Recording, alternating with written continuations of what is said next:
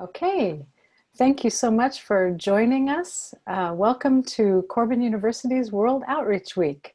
I'm Dr. Annette Harrison, Associate Professor of Intercultural Studies, and I have three guests who will be having a conversation with us about crossing the line to the unengaged and the unequipped.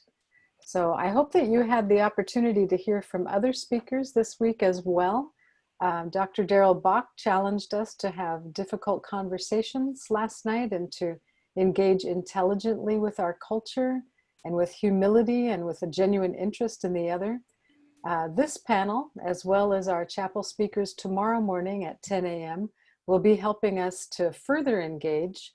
And so tonight we're actually going to start out with understanding some trends and directions at kind of a 30,000 foot level of what's going on globally. And then we're going to work our way down to where the rubber meets the road with some practical tools and thoughts for you as you put these things into practice. So as I introduce tonight's panelists, you're going to hear the word strategic often. These men are all about the strategy of mobilizing and equipping Christians to cross lines, barriers of all kinds. And sometimes the line they must cross first is the one that prevents us from acting and from reaching out with the good news of Jesus Christ. So we're going to proceed with an interview style discussion. I have questions to pitch at the gentlemen who are with us, and each panelist has prepared their thoughts. But as you are listening and watching, please do feel free to submit other questions that arise in your mind. You can use the Q&A button down near the right side of your screen, or you can even engage in the chat. We'll have both of those windows open. And as your questions and comments are pertinent, I'll speak them out and we'll include them in the discussion, or otherwise we'll definitely bring them up after each panelist has had an opportunity to share. So first I'd like to introduce the three panelists, and gentlemen, if you could kind of wave as I introduce you. In no actually particular order. We first have Clare Jewell, who is with ABWE. He's the Director of Multiplication and the Regional Director for the North American West. In this role, he's primarily responsible for facilitating church planting, developing partnerships with ethnic groups living in North America, and engaging next generation leaders in church planting. And in addition to these roles, we're very pleased that he teaches ministry and leadership and church planting at Corban University right here. And he's currently in our Doctor of Ministry program. His thesis is focused on essential components of successful cross-cultural church plants. Next we have Joe Hanford with his lovely wife, Marita. Joe and Marita serve with Campus Crusade for Christ. This is Cru now, based in the Los Angeles area. His passion is evangelism and reaching those who don't know the Lord, helping U.S. students to take the gospel of Jesus Christ to other students overseas. And we were privileged to partner with Cru a year or so ago, going to campuses in a city in northern Peru. Joe has been on 24 trips to Russia, Ukraine, East Asia, South Africa, Japan, Honduras, El Salvador. And so he is very, very familiar with Cru's work overseas, sharing the gospel of Jesus Christ with those who don't know him, and then discipling and building up those who trust him. And Joe also specializes in providing evangelism training and equipping for staff and students nationally. You can, we'll put up maybe the link for his audio and video podcasts so that you can benefit from his training as well. Last but not least, we have Dr. Greg Trull of Corban University. He is Professor of Biblical Studies and Preaching, and he is Dean of the School of Ministry. Dr. Trull teaches Old Testament Bible interpretation and homiletics, and he co-leads study tours to Israel and Egypt with Dr. Tim Anderson. And he also leads Corban's Africa Training Partnership. This is a Bible certificate program for pastors in Cameroon and now also Uganda in Africa. And as if he didn't have enough hats already, Dr. Trull is the senior pastor of Valley Baptist Church in Perrydale, Oregon, where he has served since 1992. He is the author of numerous books and articles, and you can find those on Corban's website. So without further ado, I'd like to throw out the first pitch. This one goes to Dr. Trull. Greg, what trends do you see in global outreach? Well, when we think about trends in world Christianity, the first one that comes to mind has to be how the axis of Christianity is shifting to the south. So the reality of it is Christianity in our children's lifetime will be a Christianity that is not primarily centered in Europe or America, but will be primarily centered in what's called the global south. That includes Southeast Asia, South America, and Africa. And demographic experts like Philip Jenkins have said that our next generation of Christian leaders for the world will likely come out of places like Africa. So if we're looking to serve where the Lord is working, you know, if you're looking for the hot spots, Global South is an incredible opportunity. So one of the trends there are large numbers of people coming to Christ. But what that creates, and what Corban has tried to address, is that creates a leadership vacuum. So in our research, we found that in Africa, one of about every 22 churches has a trained pastor. So there's an incredible need there. So that's probably the biggest trend that we would see.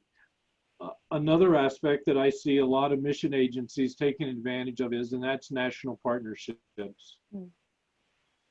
Devoting resources to working with leaders and pastors and believers with leadership potential who are already in country, and devoting more of the investment to training them rather than training the American missionary that has to learn the culture and be trained in missions and move and all of those things. So there becomes really a stewardship issue of an opportunity to train those who are already prepared to reach their culture.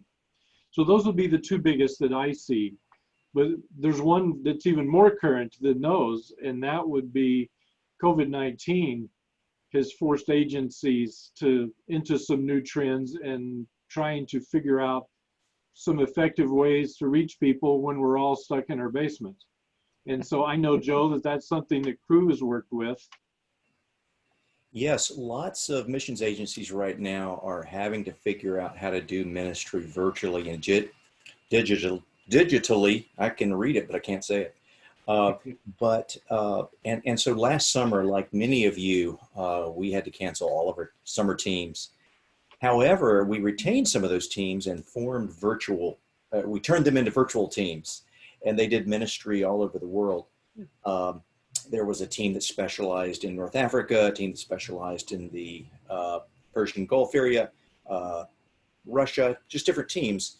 And so that's a trend, I think, for sure. We don't know what COVID's going to allow for this summer. And so just in case everything is shut out again for this summer, keep that in mind as an option, as you could become part of a team with other students at Corban and select a part of the world that you would want to focus on. And typically what happens is we have websites all over the world that are, kind of fishnets that students with spiritual interests can reach out to and ask about Christ. And so typically your summer mission, which you put in about an hour or two a day, which you could go ahead and have your summer job, your internship, whatever classes that you're taking in the summer. But about 2 hours a day, you'd be doing ministry for probably 3 to 4 weeks this summer. I'll screen share just real quickly. And let's see. Let's see here. Maybe I was going to try to screen share my Chrome, but I don't think I'm going to be able to do that. Why not? Let's see. Just hit share here. Okay, good. All right, there we go. And let me go to Chrome. Yeah, there we go. Okay. For some reason, I've got the Zoom screen. Let's go here. Let's go here. All right, here we go. So one of our teams went to North Africa. And so I'll give you a link to this. This was actually an example. This was the Middle East Arabic Gulf digital summer mission. I think the cost was $50, $60. And so anyway, and then I'll give you a link to this where there are different students sharing about what their experience was. So that's something that I think is going to be a continuing trend this year. And we hope to have spring break missions as well virtually. But definitely this summer, or 90% certainty, we'll be putting together teams. So keep that in mind. It's a wonderful way to stay engaged. Thanks, Joe. So this sounds like flexibility might be one of the things that we have to keep in mind during this time. And Greg, I'm wondering if you can give us a few other key principles that we need to keep in mind, like if you want to participate in missions work even virtually, we need to keep some principles in mind when it comes to global outreach. What would you have to say to that? Well, I can tell you the first thing that I needed to learn was humility. It comes out in a couple of areas. One of them is the humility to listen and try to understand and catch the culture rather than to jump in, because I've had some times in which I realized I was just completely in another world. So I was editing a book for a publisher in Nigeria, and as I got the draft, I really struggled because it wasn't written how I would write it, and I began to think about how I would literally reorganize the whole thing in a much more linear fashion. So you can tell, here's a good American thought pattern. But then I was torn because I didn't want to offend the author or the publisher. So I just didn't know what to do. I was just torn back and forth. So I was on a long ride one night with one of our African leaders, and it was just the two of us, and I decided this is the perfect time to get some counsel. So I just laid the whole situation out and just asked him, so what should I do? And he began talking about all kinds of things, somewhat related to my question. And he talked about relationships, and he talked about communication, and he talked all around. And then from my perspective, he just suddenly stopped. And so we sat there for a moment, and I said, so what do you think I should do? And he turned to me and smiled and said, exactly. So his wisdom was in there, but as an American, I just expected 3 bullet points. You should do this and this and this. But he was giving me far more than that.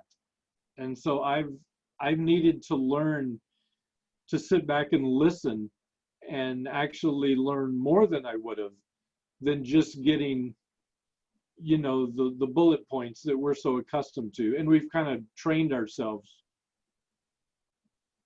So the first is humility. And then sometimes that means just even the ability to laugh at yourself as you realize you're out of your element. One day I came early to class, getting ready to unlock the door, and there was 4 other pastors there with me. We unlocked the door, and when we went inside, a huge fruit bat flew across the room right towards us. Not these little things that fly around in the Pacific Northwest. This is like a cat with wings. So it was impressive. And of course, chaos immediately breaks out in the classroom. Claire, you've been in this classroom in Cameroon. So it's a good sized classroom, but immediately I'm under the furniture, as I thought the pastors were too. And all I hear is screaming and ducking and running and furniture shuffling around. And I realize after a bit that the bat is flying in a pattern. And occasionally he comes near the back window. And so just as he passes by, I run over and open the window and duck down just as he flies over my back out the window. So I turn around in triumph. Yes, he's gone. And the pastors stood there in shock. And they said, Pastor Greg, that was our dinner. In the chaos, I thought we were trying to get rid of it. They were trying to catch it. So I think you're saying that we need to be flexible and humble with our ears as well as with our stomachs and our eyes. Is this what you're saying? Well, and just our expectations, And because expectations. we think we understand what's going on, and sometimes we just whiff. Mm-hmm. So that would be first. I think that's been the most important part of the Africa Training Partnership is the humility. Mm-hmm. We've constantly come back to asking the Lord to humble us because we have a lot of reasons to be humble. Mm-hmm. Even in the name, we chose Africa Training Partnership because we did not want to communicate that we're American Bible teachers and pastors coming to help these poor Africans who are so desperate in need. This really is a partnership where we learn and benefit from them. We bring what we have to offer and they bring what they have to offer, and we work together to understand how to best serve the Lord in a particular region. Mm-hmm. You know, you're making me think from principles like humility and thinking about expectations that Clare might have had experiences with this in North America. Are any of these principles ones that you would share for even ministry here on this continent? Yeah, for sure. And I can relate to what Greg's talking about. I think another word I would use is expectations, which has a lot to do with humility. But we set ourselves up to be frustrated because we have certain expectations. But yeah, I think especially dealing with ethnic leaders, Mm-hmm. you know, you have to be humble. They're often leery or afraid or shy to share what they really think with the Anglo leader, because they don't want to offend us. They're much more afraid of offending us than we are of offending each other or them. And I'm not saying that's a bad thing. It's probably a very good thing. But we have to really try to establish an atmosphere, an environment in which they feel free to tell us the truth, in which they feel free to tell us what they really think. Obviously, in the U.S., the biggest group is the Hispanic group. That's a very diverse group, by the way, and so it's always risky to talk about Hispanics as one general category. We had a group of Hispanics at a conference just 2 months ago out in Pennsylvania, and they were from Chile and Argentina and Mexico, and you go right down the list, and they're very, very different backgrounds. But anyway, we work with a lot of Hispanics, and they certainly do not want to come out generally and tell us exactly what they're thinking if they think we might not like what we're going to hear. And I would say that's one of the ways that we can show humility is in developing an environment in which we create the safety and security and enough of a relationship with them where they feel comfortable, to share what's really on their heart. And they know that it's safe to do so. Mm-hmm. So this makes me think that in addition to the trends that Greg listed towards the top of this, at the beginning of this discussion, you sound like you're adding multicultural partnerships. When you talk about the diversity of Hispanic groups, and Greg, when you were talking about partnerships in Africa and you were wanting to make sure that everybody's kind of on an even footing, no matter where they come from, would both of you say that this is another very important thing to keep in mind when we're working now on global or national levels? Just the fact that we're becoming more and more diverse in our work groups. Yeah, I'll say just really quickly, especially in the United States and Canada as it relates to Hispanics, they have their own pecking order. And I'm going to overgeneralize a little bit for the sake of simplicity, but there's a pecking order that they have that we don't understand. So if you're from Honduras, for example, you're viewed differently than if you're from Cuba or Argentina or Mexico. And so there's a hierarchy there that we're not often aware of. And so we need to make sure we understand who's in the group and how that group is viewing each other and how they think about who should be in charge. I work with a lot of Filipinos in the United States, and there's a definite deference to age in the Filipino community that we don't really show. And I think that's true, by the way, in most Asian communities, that we no longer show really in our American culture overall. And so it's been interesting to work with groups of Filipino pastors where there's a lot of younger pastors, but one or two senior leaders, and they always defer to those senior leaders. And so I have to make sure that I'm honoring them.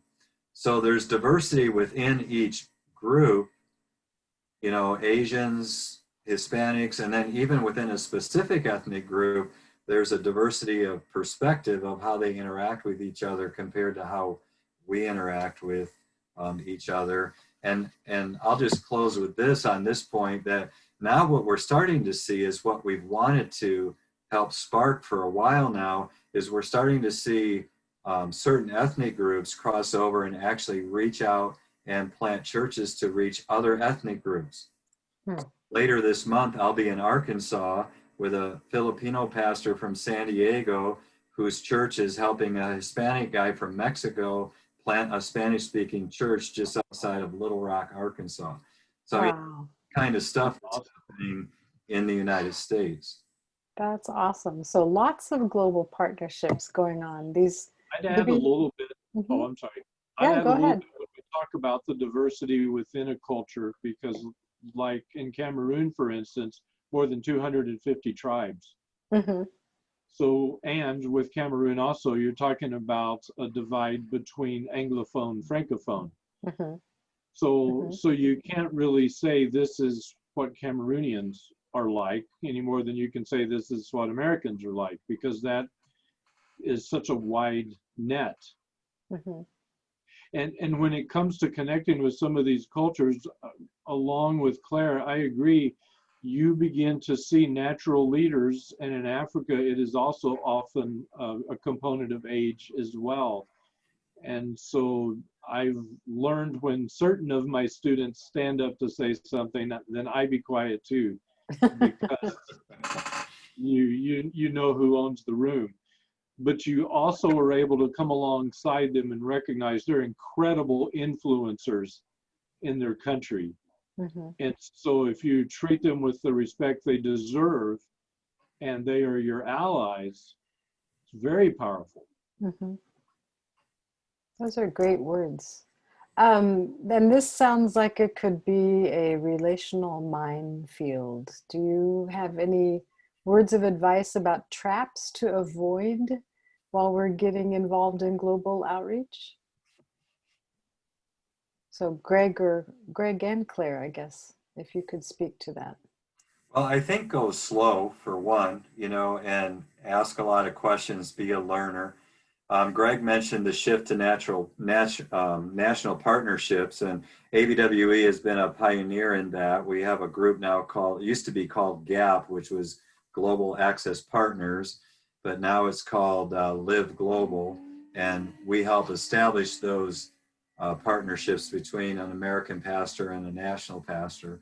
I did those. I pastored for 22 years. I did like 3 of those, India, Russia, and South America. But I would say I would never do one without having somebody that understood both cultures to some degree, helping me navigate that. So that was a big asset. I'm sure I made mistakes, but I'm also sure I made less mistakes because I had people to guide me, you know, that were living in Ukraine and they could help me bridge that gap, or living in India and they could help me navigate those relationships. But I'll say, add this to it. You got to be careful. Like, I've been in India now maybe 9 or 10 times. I've been to Russia, Ukraine probably 12 times. And what helped me, when I was there like 4 or 5 times, I thought, okay, I kind of understand the culture. When I was there about 9 or 10 times, I was like, no, I don't understand culture. So don't fool yourself into thinking you know as much about the culture as you might assume you do after 1 week. That's very true. I say that as somebody who has lived overseas quite a bit. So, Greg, what traps should we avoid? One of them, I would say, is to avoid the misconception that you are going to come and, with your vast knowledge of the Bible, correct all the evils in the world. Might be a little overstatement, but we do have a tendency as American Christians to think that how we do things is correct, and how we understand the scripture is accurate. And so you'll even hear people say things like this: Christianity in Africa is a mile wide and an inch deep. So I've heard that lots of times.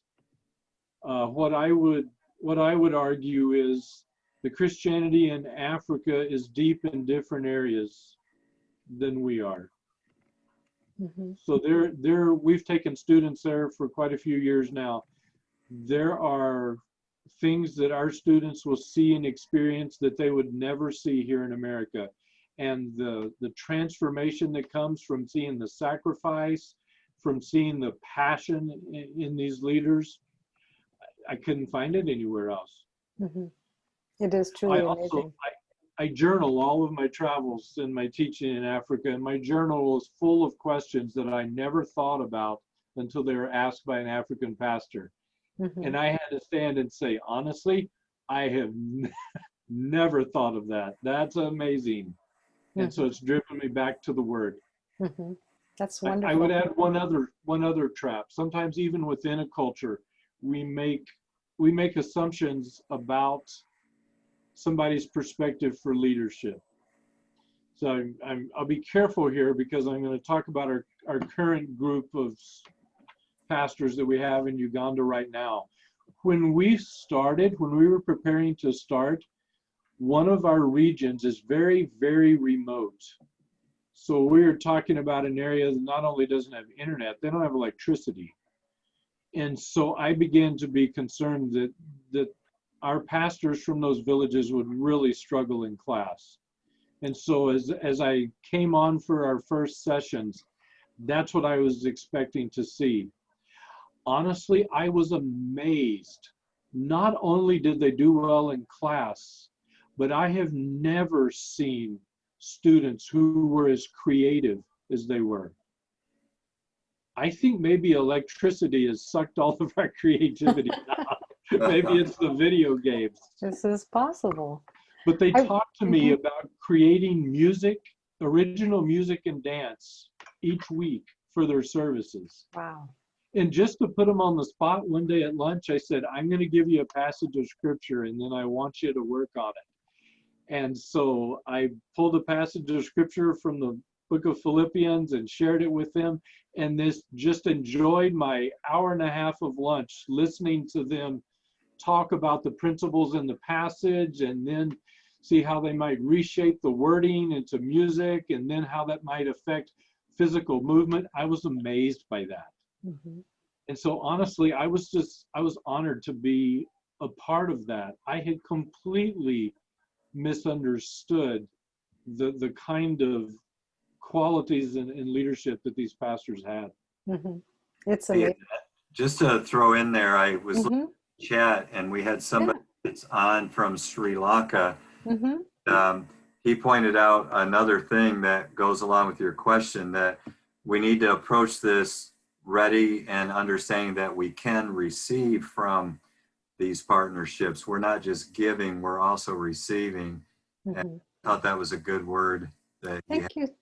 Thank you for bringing that up, Claire. I did want to recognize, this is Pastor Ernest, who was with us also on Monday night, and I don't know if he's been able to attend other sessions, but thank you for coming again, Pastor Ernest. And he has given us a little more information about himself in the chat, and said some very good things about partnership and humility, and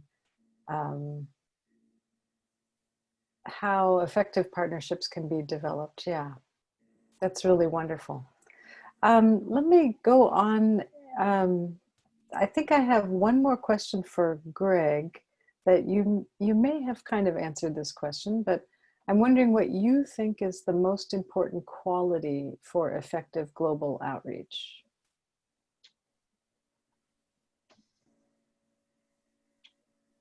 Beyond humility. So let's start there. After that, I think it would be, I wish I could make up a word on the spot, a combination of passion and persistence. You have to love it, but you have to love it long term.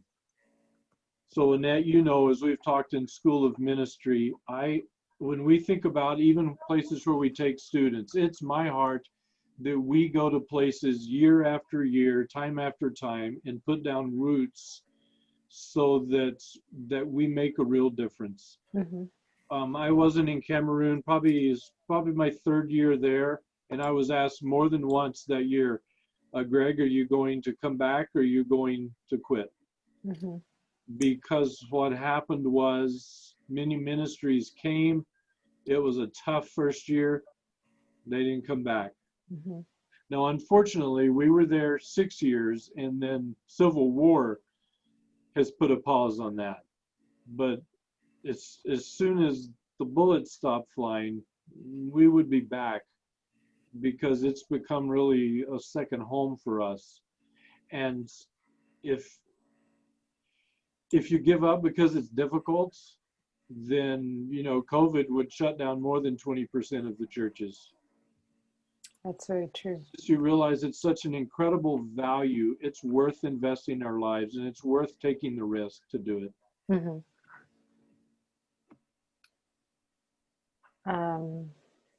So I love how this conversation is going, and it is going in a slightly different direction than I kind of originally predicted. So I need to rethink the order of these questions. But I want to bring us back to one of the original intents of this panel, which is that there are so many Christians who are unengaged. There are also people who self-identify as being part of the worldwide church, and yet they are really not connected in any way. They're not engaged. And so, Clare, I'm wondering, we're thinking about church planting, and what role does church planting have in reaching people who are far from God, and various groups, we could say. So that I would say church planting is one strategy to reach even those who might self-identify as Christians, but maybe realize at some point they're not, and also reach those who are not yet reached. What role does church planting have? Yeah, it has a huge role. I'll give you one statistic. This is based on research, by the way, that Ed Stetzer's group has done.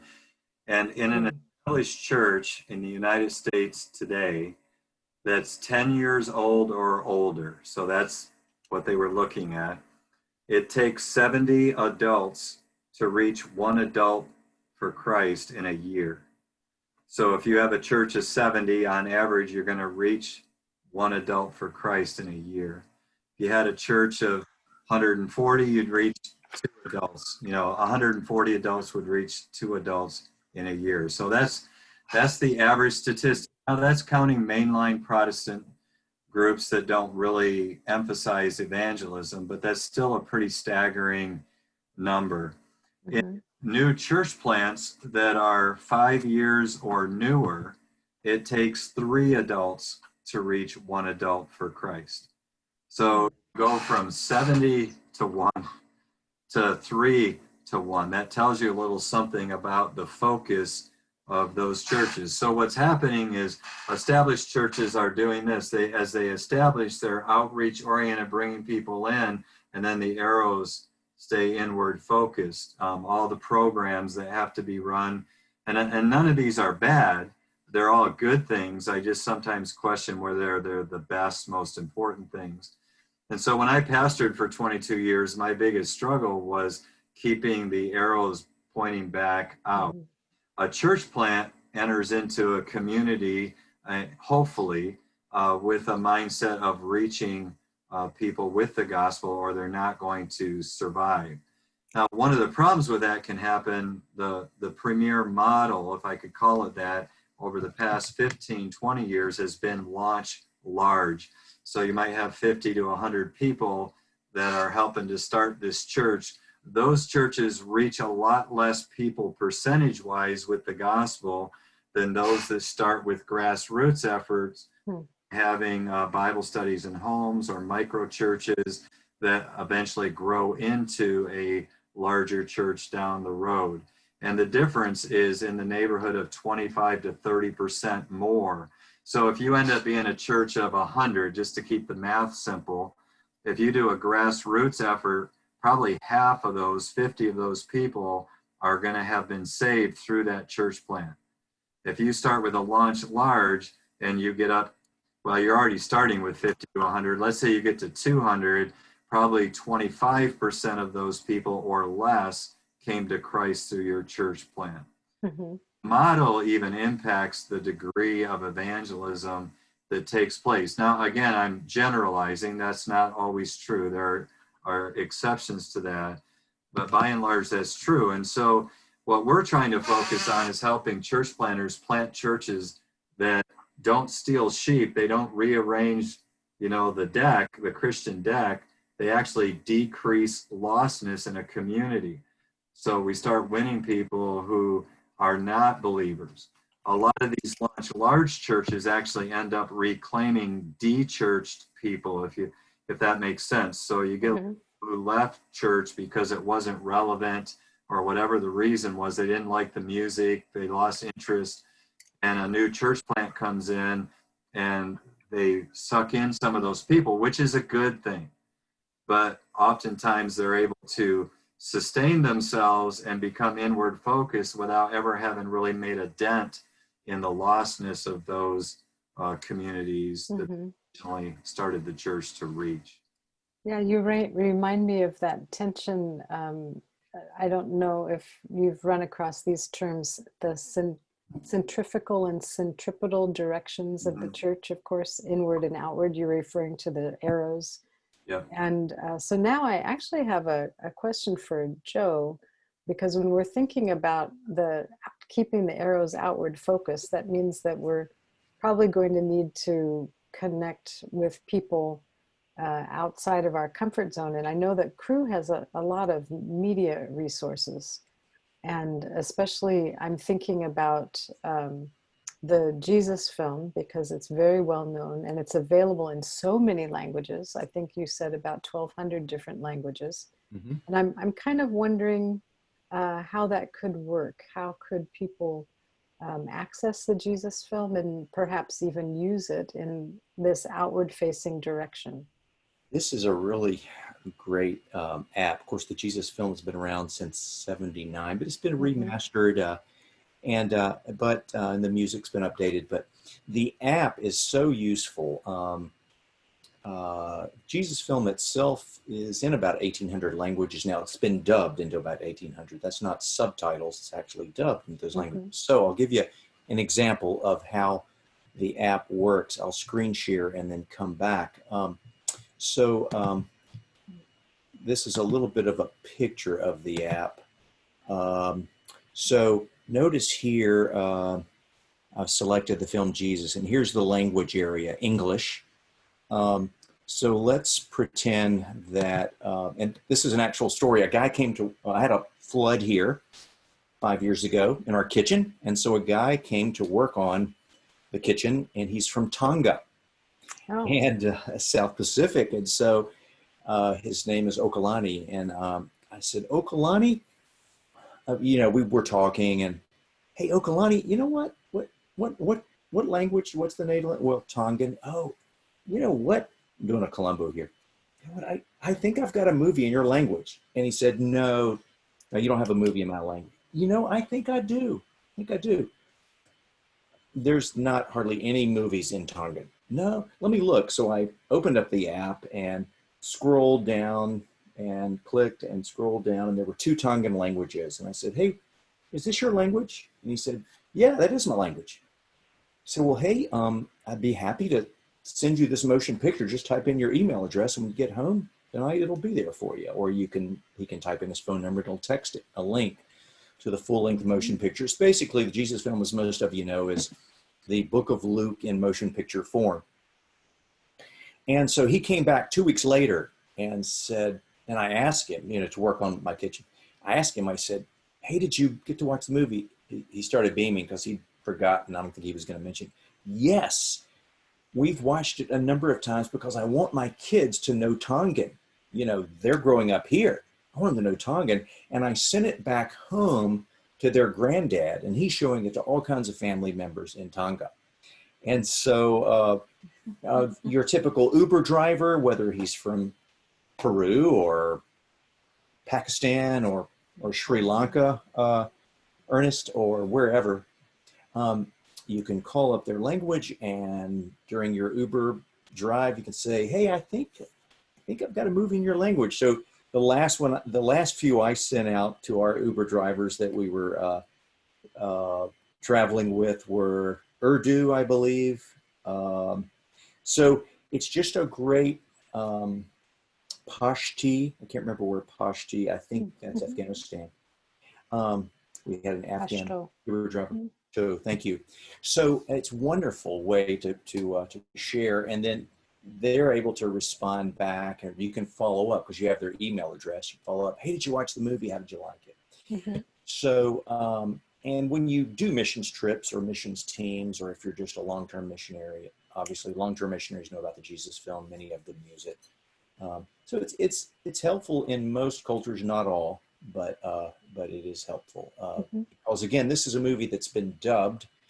We fly teams into the country. We don't go to Los Angeles and find a group of Pashto speakers and have them do it. We fly in country secretly and actually get voice actors that say the lines in their language. And of course, the dubbing timing is perfect. The movie, obviously, the actors are speaking English with their lips, but it's not like a Bruce Lee movie where the dubbing's poor. It's really, really excellent. So, so this sounds like a really great use of media and to touch people in their heart language. Maybe we'll come back to that, but that makes me think of another question for both Greg and Claire about how can a church or how can people cross over to reach people from a different ethnic or religious background?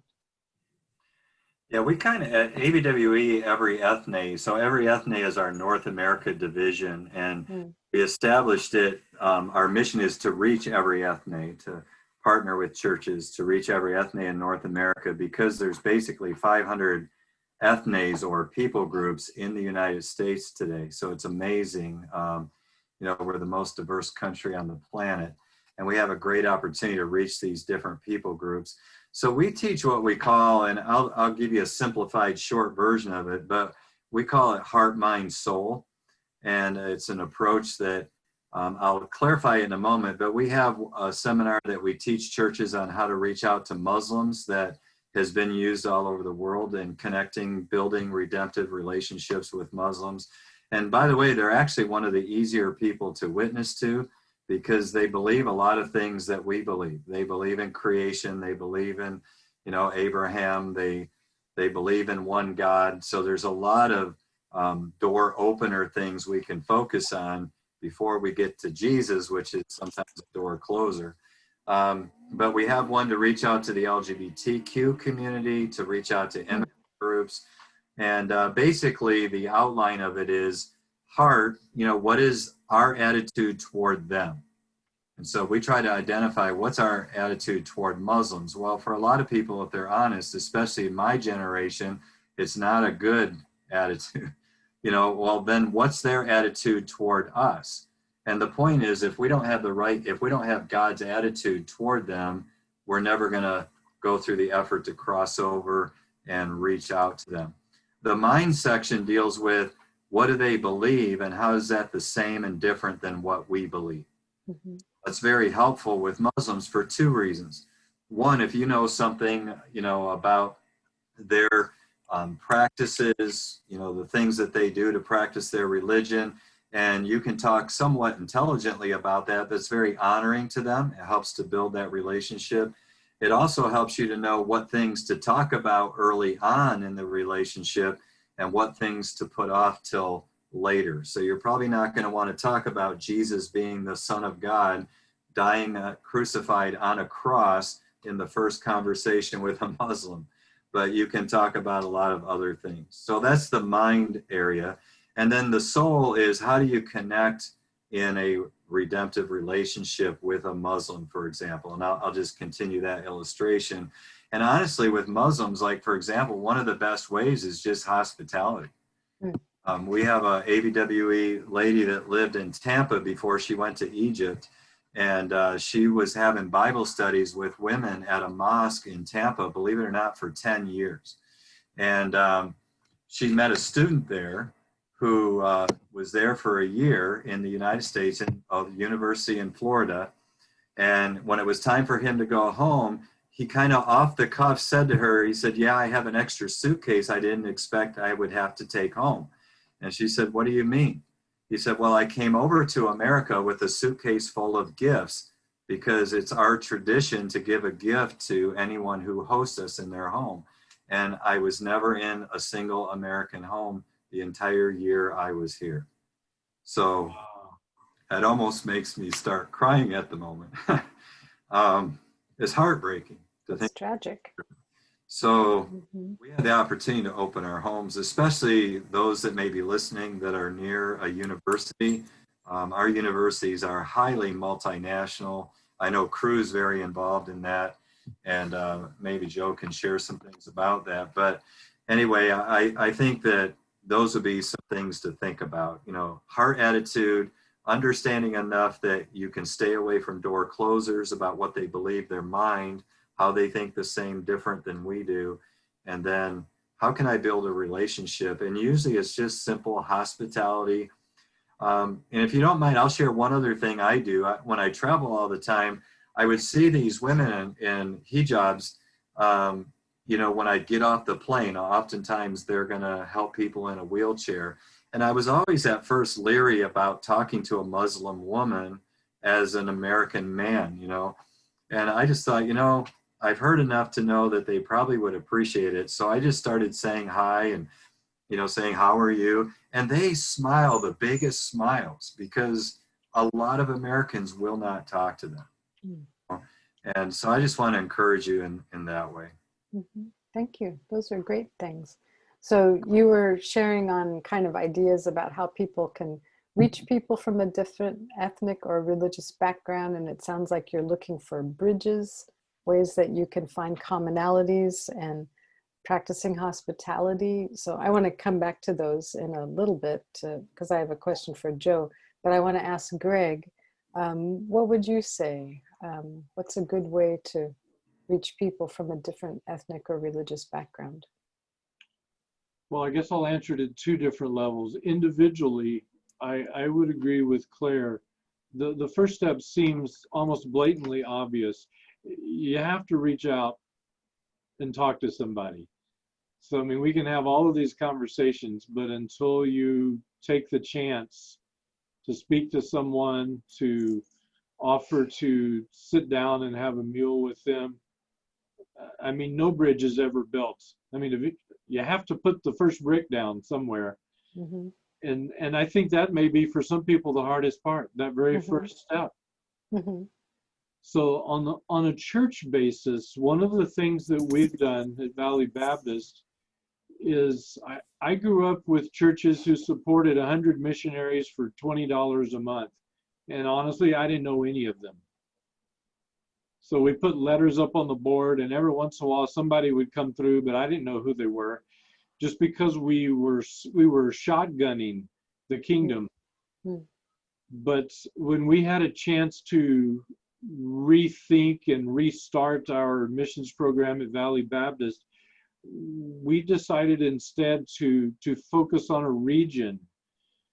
And that way we would support church planning and medical missions and leadership training. And we would recognize that we can't touch everybody everywhere in the world, but there could be a place where our little church made a difference, and where our people would be tuned in to West Africa so that they would see it on the news, or they would take interest in it, and they would become more invested. And so we supported fewer missionaries, but supported them at a greater amount. And we also focused on that particular region. And one of the things that really was gratifying to me is I got a call from one of our moms, and her daughter had just done a presentation in her elementary school. They needed to pick a country somewhere in the world that they would study about. And the first thing that she thought of was Cameroon, which is where we started our investment. Mm-hmm. And it just made me so happy that here's a little girl growing up in our church, and when she thinks about a country that she really wants to know more about and tell her friends about it, it was the one that she'd heard about as one of our partners in church. That's really great. And so putting our eggs in fewer baskets, I think, has been a help to us. Mm-hmm. So this sounds like a very strategic approach to reaching out to others. And both Claire's idea of the door openers and your thinking about just start someplace, put a brick down, is making me think about, for all the people who have a difficulty doing that, which I really do. I've really appreciated a great tool that Crew has that's called Solarium. I just find it a wonderful, wonderful help for people like me who have difficulty approaching people. So Joe, I was wondering if you could tell us a little more about Solarium. Yes. So here's a deck of high quality photo image cards, and I'll show you a scene right now, and you'll get a sense of how it works. Let's see if I can get to the right tab here. Let's see. Okay. There's a scene. You see all those photo image cards on the ground? And so we're gonna act it out. We're gonna pretend we're in Russia. So this tool is good if you've never met a person, how do we meet people? Or we use this on campus a lot, but it works with older adults too. Or if it's a friend that you've already had 3 or 4 conversations with, you have them over for dinner, or you've known them for a year. And so, but we're gonna act like I've never met this person. We're in Russia. This is Tatiana, not Marita. And typically it would be 2 women coming up. It wouldn't be opposite sex. So here we go. She's sitting and studying. Hi, I'm Joe. What's your name? Hi, I'm Tatiana. Tatiana, очень приятно. We are getting students' opinions on how they feel about life, and they choose from this deck of 50 cards. Would you mind looking through it quickly and picking out 3 cards that represent something about your life or how you feel about your life? Sure. That's the first one you picked out. Oh, interesting. Oh, that's really neat. That looks like 3 people from the waist down. Their feet are all turned in a crooked way. Interesting. Why did you pick that one? I'm curious. Well, because right now I can't wear heels. Ooh. My feet are in a lot of pain. I have plantar fasciitis. Plantar fasciitis. I've heard that's really bad. I've never had it. Oh, wow. I'm really sorry. So is that cut down on the things you can do and places you can go? Yeah, I have to wear my tennis shoes everywhere. Wow. Very embarrassing. Oh, embarrassing. Wow. Well, I'm really sorry. That sounds difficult. That must be. Well, show me the next card you picked out. Oh, I see. It's a picture of a jet plane. Why did you pick that one? I'm curious. Well, I have some family that is far away from me, And right now I'm really afraid to get on a plane. Oh, wow. This COVID-19 just keeps lingering, and it's a lot of mixed reviews. Oh, and so you're not able to go and visit your family or? Oh, I miss my parents so much. Wow, where are they? Vladivostok. Vladivostok. Vladivostok. Oh, that's a long way. I'm so sorry. That must be so difficult. Do you miss your family a lot? Yes, a lot. Oh, boy. What's the third one that you picked out? This is 2 people, and there's 3 people, and the guy has his fingers in his ears, and the other 2 people are yelling at him. Yes, I was attracted to this because I'm the person that's closing my ears. Our world is such a noisy place right now. Oh, Everyone boy. giving different opinions Oh, about everything. yeah. And I just want to close it out. Do you feel anxiety or sometimes from all the opinions? Oh, yes. Oh, that sounds hard. Hey, thanks for sharing on that. Would you mind looking through the deck one more time quickly? I'd love you to pick out a card that represents how you feel about God. I don't know if you believe in God or not, but just how you feel about God or who you wish God was or anything like that. I like this one. Oh, that one. Wow, it's a bird held in a little baby bird in the palm of someone's hand. Why did you pick that one? I'm curious. Oh, because if God exists, I would like to feel safe and that he holds me close. Mm. So again, if I was same sex, if it was a couple of women that were talking to Tatiana, you could really go deep. But we've only been talking 3 minutes or so. Within 3-4 minutes, there's so many areas, and we've learned personal things about Tatiana, and she shared from her heart about some things. So it's just a great way to get into deep conversations quickly. And then with that transition, you can even transition into a spiritual conversation, but you may want to choose to camp out longer with some of the things that she shared from her heart and explore that further, and then transition to this 30 minutes from now or next time you have tea or chai with Tatiana. So we really enjoy using these, and we find our students are willing to be bold with these cards because they enjoy them. We've only got one contextualized version. We have an Asian version of these cards that we use. The rest of these are, you could use them in America or on the African continent or South America, but Europe certainly. Mm-hmm. But we do have an Asian version too. So that's just one tool that's enjoyable. So it sounds like there are some good tools out there, and I know that Christians are often encouraged to do outreach and to step out and do things. But I'm kind of wondering, Claire, you had some things I think you wanted to say about how well churches are doing when it comes to outreach in the U.S. and Canada. Yeah, we've kind of hit on it a little bit already, but yeah, we're doing a really poor job, honestly. I hate to be the bearer of bad news. I'm an optimistic person, so I think it can turn around. But yeah, we do a survey. We actually call it a spiritual formation assessment of churches. We've done nearly 100 of those now in the last just not even 2 years. So we're getting a bigger database to compare to, and the congregation assesses themselves in 6 critical areas of spiritual behavior.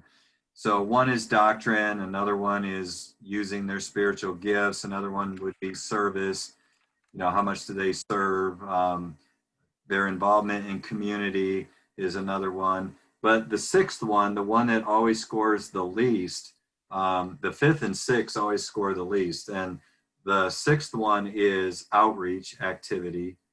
And the 5th one is discipling, engagement and actual disciple making. And so what we're finding across the board is that almost every church is really weak in outreach and discipleship, which is interesting when you consider that that's the core of the Great Commission. Mm-hmm. And so something's really wrong there.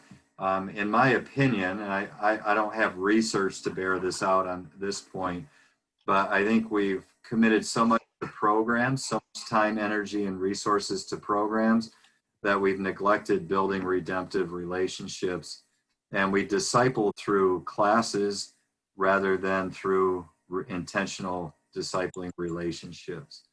And so that would be my response to that. In other words, we'll see the average church that we do, like in doctrinal agreement, they're up in the 90-some percentile, but in outreach, they're below 10. And what's really amazing is we'll have like 85% of the congregation will say they're fully committed to Christ, but of that 85%, only about 5% have shared the gospel in the last year.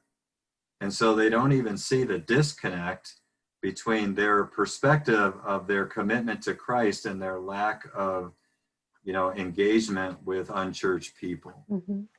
And lastly on that, I would share part of the problem too is what we measure. In most churches, measure what I call butts and bucks. So, it's gathering statistics. So how many people show up for my thing to hear me speak on Sunday morning, and how much money do they put in the plate? So we're really encouraging churches to use different metrics. So to measure things like how many of your people are praying for a lost person, how many people spend at least 30 minutes with a lost person each week, how many people have dinner with a lost person in a month, how many people have listened. And this is what I challenge my students at Corban in missional living classes, is to think about this. How many stories have you listened to? So we talk about being afraid to share the gospel. How hard is it, like what Joe was just sharing, to follow up, just say, hey, share your story with me. Mm-hmm. Especially if it's a couple, it's real easy to ask, hey, how did you two meet? Tell me your story. And people love to tell their story, and I don't butt in. I just keep asking them questions. I don't have to think of what to say because they're doing all the talking. Mm-hmm. Eventually, that probably will lead to them asking me to share my story. And then I have the opportunity to share my story and maybe connect a little bit of what God has done in my story. Mm-hmm. So you had suggested that it sounds like we're actually already even answering another question that you had suggested, which was, what are some steps people can take to reach people who are disconnected from God? And so far, a lot of this seems to be revolving around step out, be interested in them, start conversations, find tools you can use to let them talk, and listen well and build bridges. What else would you add to that great list? Yeah, I'll give you some really practical things. Go to ethnic restaurants. I mean, if you want to reach an ethnic group, go to the ethnic restaurants. They love it when, and I don't know what term to use, but when the Anglo-American comes in their restaurant, they absolutely love that. And make a big deal out of the food, how good it is, and thank them. And I live on the west side of Salem, and so I usually go to the same Mexican restaurant all the time. And I think she's probably one of the owners. I haven't asked her that question yet, but she's waited on me almost every single time I've been there. And sometimes it's my wife and I, sometimes just me. So you start to develop a relationship. So that's a simple thing. Another one in your neighborhood is what I call front yard ministry. Some houses in Oregon don't have grass in them. In the Midwest, that would be really unusual. I have a garden kind of all the way around my house, plants. And so I'm out working out front. People are always walking by, and I've gotten into a lot of conversations, people walking their dog or taking a walk, especially during COVID. So just be out in your front yard once in a while instead of your backyard. Mm-hmm. And then in hospitality, and I'll add this quick story. I had a student last year that was in the United States because she's from an Arab country that she was threatened. She was going to lose her life if she stayed there because she was a vocal witness for Christ. She married a Christian from another Muslim country, and that put him in a compromised situation. So they moved here, and we had them over to our house, and she was utterly shocked at the lack of hospitality that Christians demonstrate in our churches here in the U.S. compared to what she experienced in Africa. And I'm talking about Muslim North Africa. So I think hospitality falls into that as well. And then lastly, I just say, what I was talking about earlier, I have this phrase that I like, listen, learn, and love. So just ask questions and listen. People love to talk about themselves. And so just, you know, ask like you did, Joe, with the pictures or however you want to do it. Maybe you're in their home. Hey, tell me about this piece of artwork, or what does your name mean in your language? I'll do that at restaurants with waiters and waitresses. How did you get your name? And they love telling me the story, usually. Sometimes it's a dorky reason and they're embarrassed. But you listen and then you learn, you ask follow-up questions. And then you love them by actually sharing your story, and then hopefully God will begin to open doors to maybe share his story. We don't want to force that or push that, but that, you're hoping to get to a point then where you can share God's story. Mm-hmm. Thank you. Those are great ideas. I still have the Q&A opened up here, and I haven't really gotten any questions there. We've had some nice chat conversations going on the chat side, but I'd like to know if any of our audience has other questions. We've descended quite a ways. We started out with, global trends, and now we're all the way down to be out in your front yard. So that's a pretty big range. I'm wondering if there are other questions that people And Annette, have. while you're waiting for questions to come in, had one other idea about a great way to reach out. And this takes a little more commitment, a few more hours per week. Marita's mom and dad came back from a lifetime as missionaries in Sicily, and he got pressed into being a pastor for 3 years. But once he cleared that, Marita, tell everybody what your dad decided to do. Oh, he decided to become an Uber driver. Mm-hmm. And so I started to notice that now he has become a pastor on wheels. And amazing opportunities to talk to people and present Christ to people and minister to people. And you wanted to tell one example, right? Well, yeah, he met a lady from Iran named Nazarene, and so they've had a huge impact on her life. Unfortunately, she suffered a terrible auto accident, and they've been able to really minister to her through her recovery. Mm-hmm. And she's come to Christ. But anyway, he's gotten into so many conversations and built friendships that they've had people for dinner in their home, and so anyway, become an Uber driver. That's my lift. That's a creative solution for things. 5 hours a week driving Uber Mm-hmm. can meet a lot of people.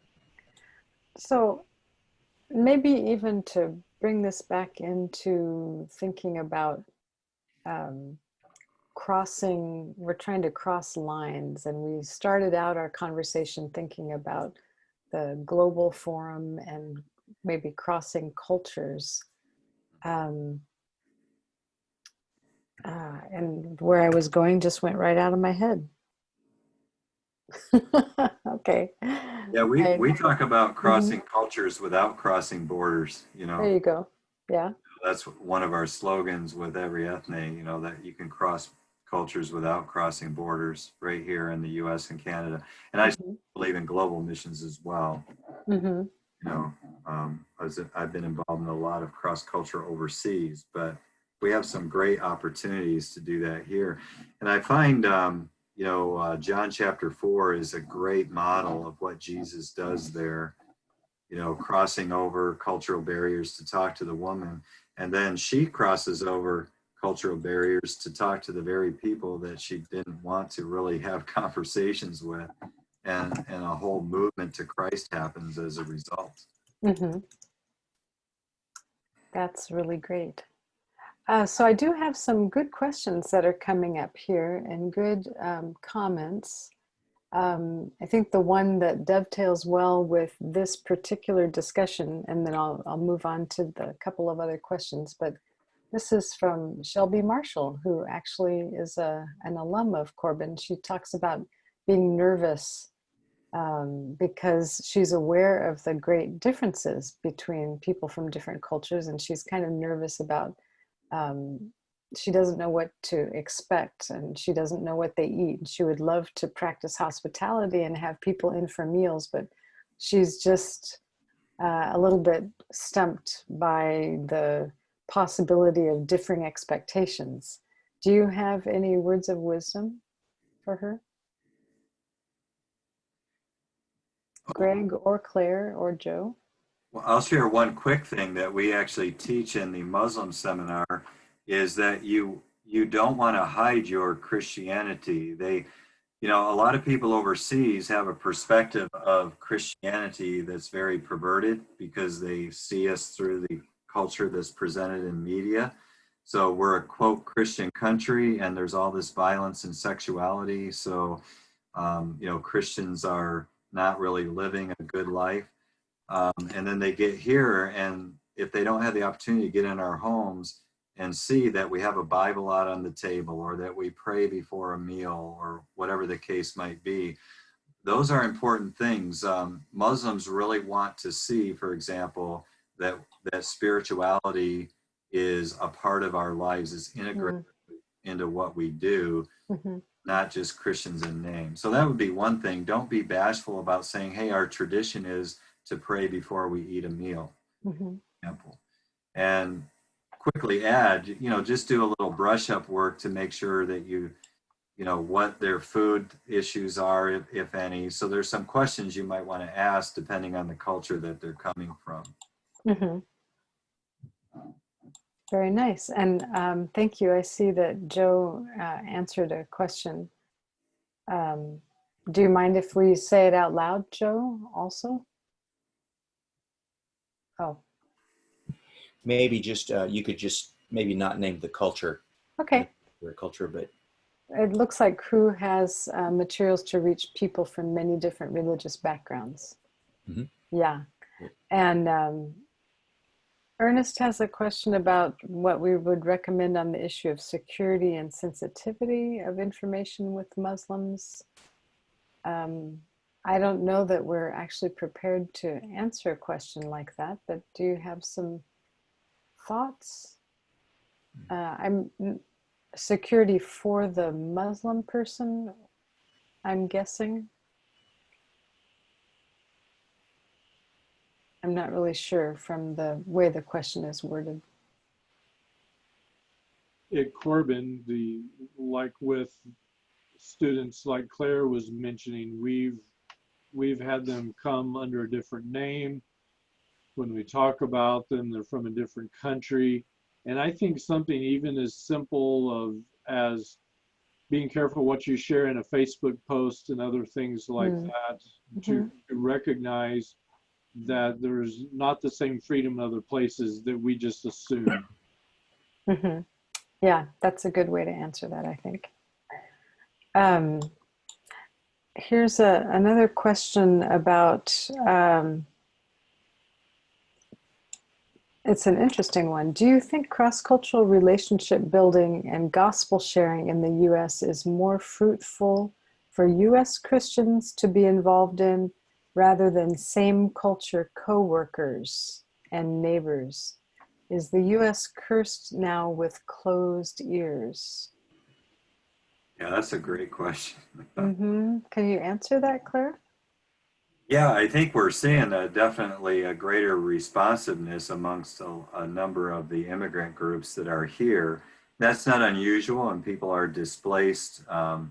There's a couple things that happen. One, sometimes enclave, because they're unfamiliar, maybe they don't speak the language, but they're also more open to the potential of change and so forth. But I could tell, like, for example, in Quebec, the Québécois, they would call them, they're like the most unreached people group in the entire world. It's like 0.02%.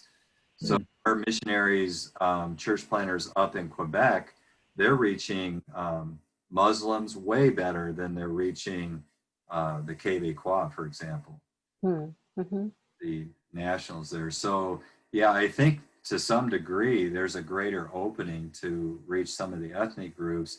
And as Greg was saying, with national partnerships overseas, I think that's also true in America. We're better off trying to train some of those ethnic leaders and develop them to reach their people groups than we are necessarily always trying to do it ourselves, if that makes sense. The other interesting feature is Generation 2.0. So you have the kids who are born here and become Americanized. They're actually leaving their mother church, so to speak, the original language churches, in droves. It's a major issue with ethnic churches in the U.S. Mm-hmm. We need to think about that in terms of how do we reach ethnic groups, immigrant groups, in a way that's sustainable. Yes. Second and third generation. Mm-hmm. And we have a guest from Uganda, actually. This is really wonderful, who's saying that it helps people to have a local assembly for fellowship. And the follow-up question is, how can we reach out to people with special needs? Do any of you have some thoughts on that, special needs? I know of ministries that do it. While we're speaking of Uganda, our partners in Uganda, one of their ministries is they have foster homes for special needs children, because special needs children in Uganda oftentimes are overlooked. And it becomes a great reflection of the gospel and the grace of Christ as they serve them. So maybe the question isn't how can we, but what a great opportunity. And Chiquita Walker had mentioned that they just reach out to people and treat them like family, no matter what their background. So I'm hearing a lot of echoes of some common themes about listening to people, respecting their age and authority, but also reaching out to them with love and compassion, remembering that they are fellow human beings, fellow parts of God, the people that God has created. We have a couple other interesting questions here. I'm trying not to overlook them. Here's a question about media again, and maybe this is again for Joe. People are stuck in media in many ways, and I think the questioner is wondering, we seem to be putting ourselves to sleep because we are so stuck to our screens, but what could you tell us about how to actually turn media into a better tool to help us think, rather than to just take in information and kind of be put in a trance by the screen? How can we flip that equation and make media work for us? Yeah, and I guess there are two ways to answer that. Number one, for we believers, what Marita and I are trying to do is stop watching the news and stay off Facebook. Now, I know we need to be informed, but wow, we feel so much more peace. And we believe in engaging our culture and taking a stand for Christ. So we've been doing a lot of that, but we do believe in kind of tuning out to some extent. And some of you have probably had sermons on that at your church. If you're going crazy, tune out a bit, or tune out 80%. With non-believers, I think, we can steer our friends toward things. We've been inspired by The Chosen movie or TV series so much. That, of course, is in English. But like many of you, we've been inspired by The Blessing, the various versions of The Blessing all over the world. Why not send, the Sri Lankan blessing? Ernest's probably already done that to your friends there, or your Sri Lankan friends here, or the other 100 blessing songs that are out there on YouTube. We use a lot of media. And what's that? Just podcasts. Podcasts, yeah. There's so many great podcasts, whether it's sermons, Bible teaching, so those are things that come to mind. I'm trying to think, is there anything else as far as yes, sending the Jesus film to someone in their heart language. So for non-believers, I think those are things that come to mind. There are websites, obviously, that are in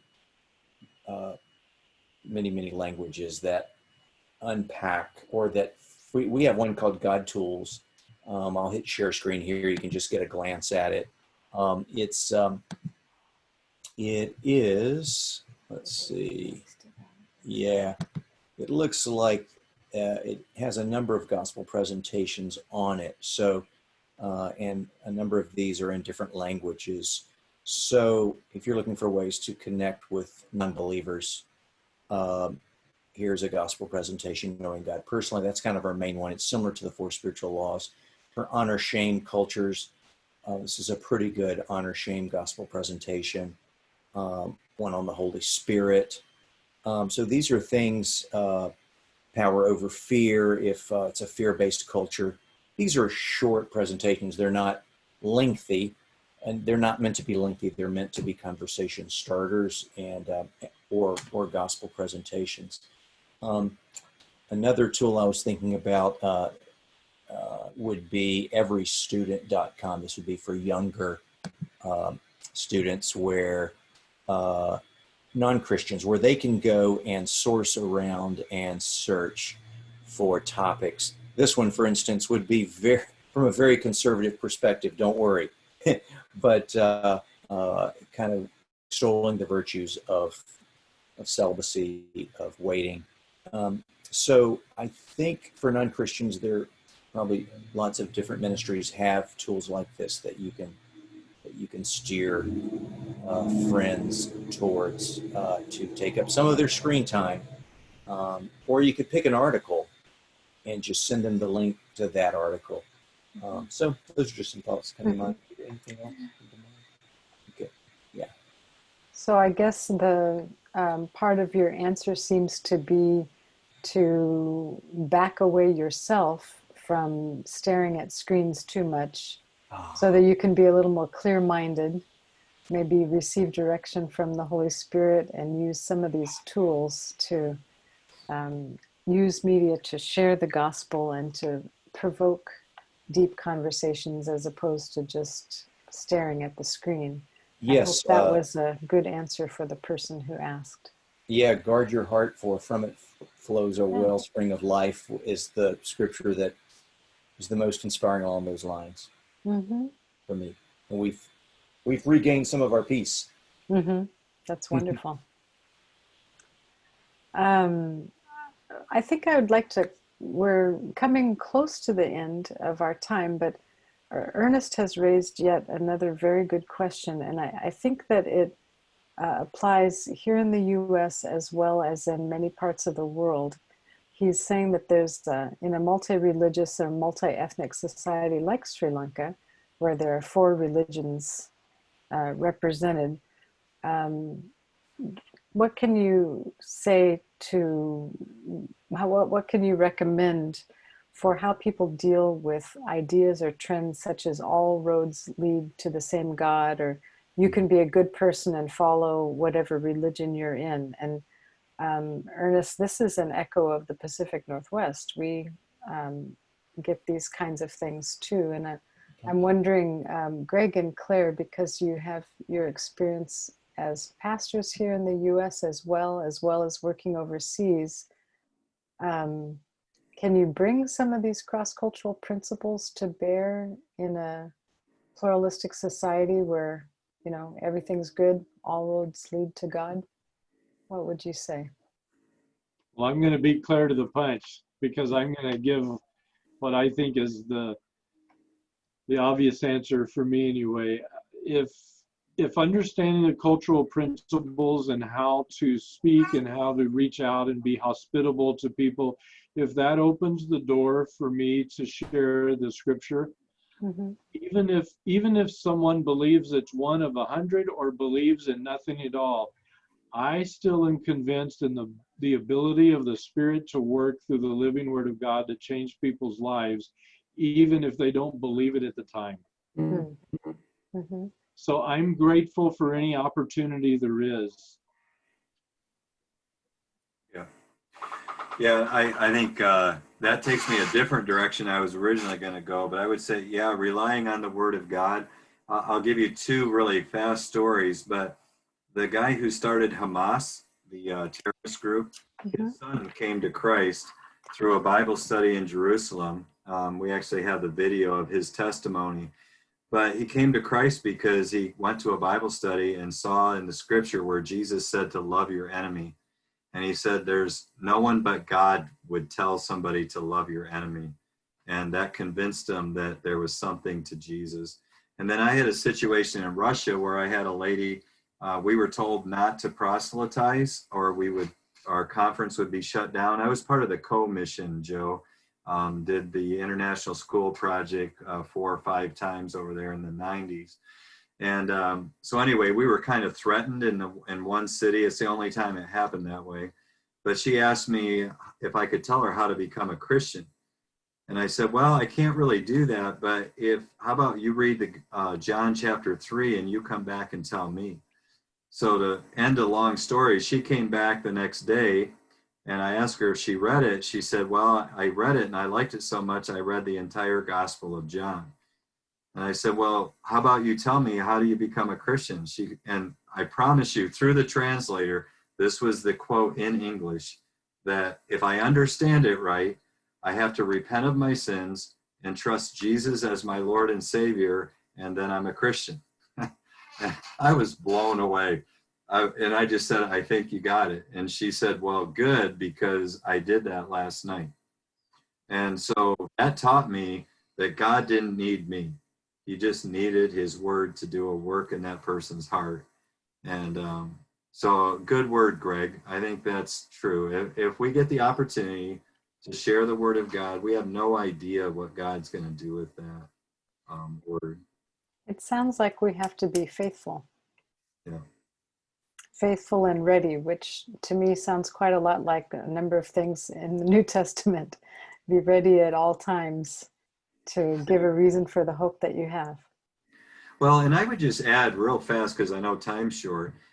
If you're going to meet with one of those other 3 or 4 religions, somebody from that context, you really ought to do a little bit of studying, not to become an expert, because you're probably going to look foolish if you assume you're an expert, but to know at least the basic perspective, what's their paradigm in terms of God. Like a Buddhist doesn't even believe there is a God, so really figuring out what is their outlook on life, the paradigm through which they see God, so that what their definition of God is, so you know where to start. You don't have to start out fighting about things like I was sharing with a Muslim. You don't start out with the deity of Christ. You start out with, oh, God is one. And so anyway, you proceed from there. But I think doing a little bit of research is helpful as well. Thank you. Yeah. So we're back to be humble, have some humility, be interested in others to the point that you're willing to study something that they believe.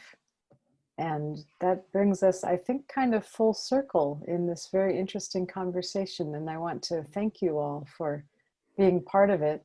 I see that we did have one person asking Joe and Marita if you can email the Jesus app if there's Amharic.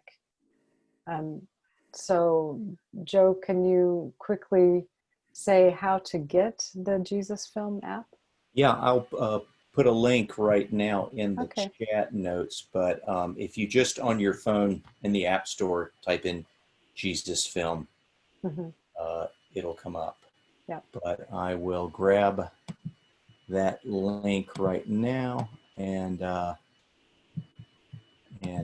paste it in there.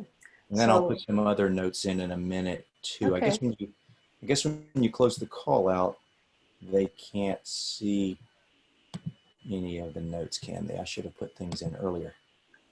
Right, but there's the Jesus. We can do screen grabs or something like that. Yeah, that's the sad part about these. All good things must come to an end, apparently. And so I just want to again thank the panelists. Thank you, Claire and Greg and Joe and Marita, or Tatiana, for for being with us tonight. And I want to remind everybody that Doug and Anya Holcomb, who are pastors of Refugee Ministries, will be speaking in Corban's Chapel tomorrow morning at 10 o'clock. And you can find that through the Corban Chapel live stream on YouTube. Or if you want to have a link to it, you would need to register on Corban's website, just like you got the link for this webinar tonight. So going to events.corban.edu/wow. And tomorrow's chapel will be the closing event for this year's World Outreach Week. And so I've just really been thrilled that COVID did not stop us. We've still had some wonderful conversations, and I'm really grateful. So it is 8:30. I'm going to sign off. And thank you so much, everybody, for your great participation. Thank you, Annette. Thank you, Annette. It's been a blessing being with you. Good night. Thanks, guys. Enjoyed it so much.